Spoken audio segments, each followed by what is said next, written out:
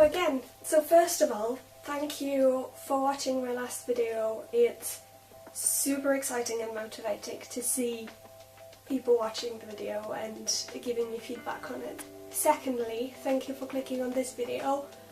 Even despite I don't really know what I want to say, I only have a couple of main points in my head. I don't really have a script of any kind, so I just want to express my opinion on the topic and maybe give you a little extra push to get the help you need if you do. Maybe make you feel a little bit like you're not alone, which is kind of the main point of this channel anyway. So I want to talk about going to like the doctors or therapy or just getting help. And I mean, it's kind of like a sad fact, but in today's world, we probably all have at least one friend who's very bad, as in mentally. They've got a lot of mental issues. They might have like really serious depression or bipolar or panic disorder or personality disorder. So we probably all have a friend who's worse than us, and a lot of the fact that a lot of people don't get the help they need means that there is a high chance that your friend who's worse than you is not getting the help they need. It keeps you back. It makes you less motivated to look for help yourself, because if they are not asking for help even though they're worse than you, then you probably don't feel like you could either, because they should have priority over you.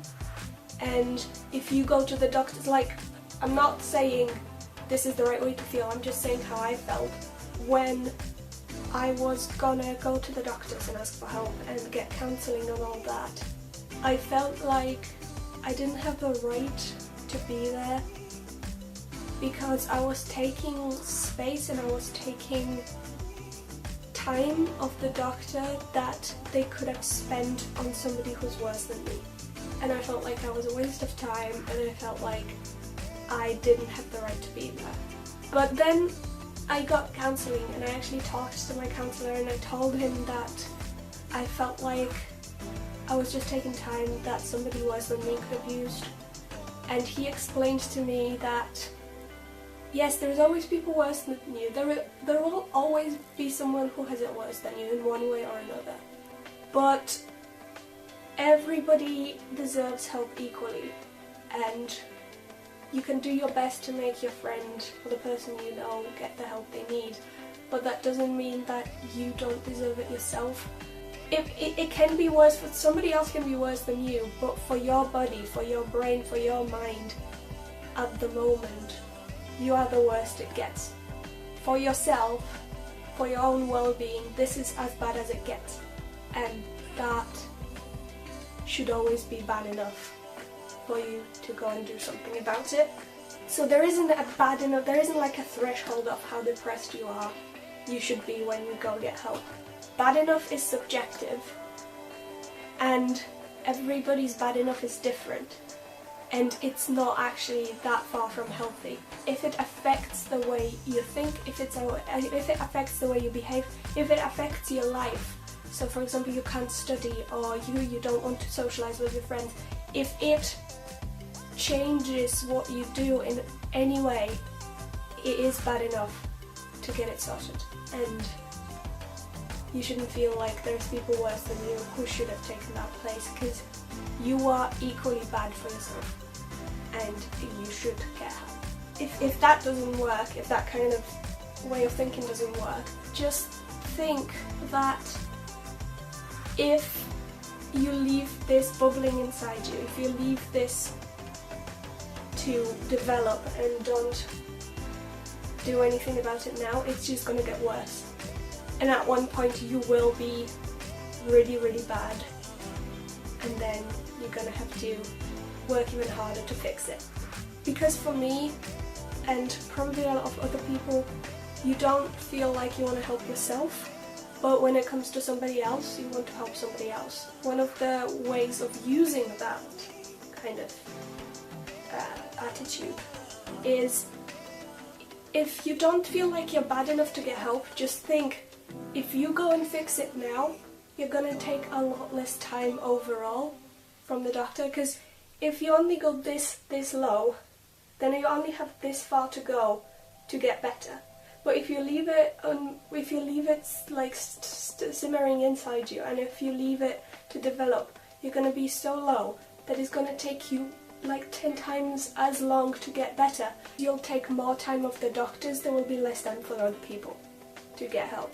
So if you sort it out now and use all the time you need, you're still going to take less of the doctor's time to fix it than if you get really, really bad and let it get worse. And then you're going to take even more time. So if you sort it out now, you're going to take a lot less of the doctor's time than if you leave it to grow and to get worse, and then you're going to take so much more of the doctor's time that they could use for to help other people as well as you. Because a lot of people care about other people's mental health more than their own. So if you think about other people and about the fact that if you get your own mental health issues sorted early, you're going to help other people, because not only will you save the doctor's time by catching it early, but you will also motivate your friends, you will show them that you can get help. So that's the main thing that I wanted to say.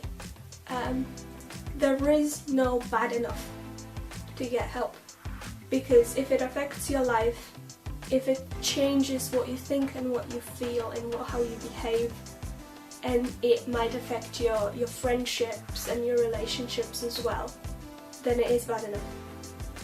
Then you do deserve to get help. And it doesn't matter that, you know, somebody else can be more depressed or have more serious mental issues than you. Because if you experience mental health issues, then you are in a bad place.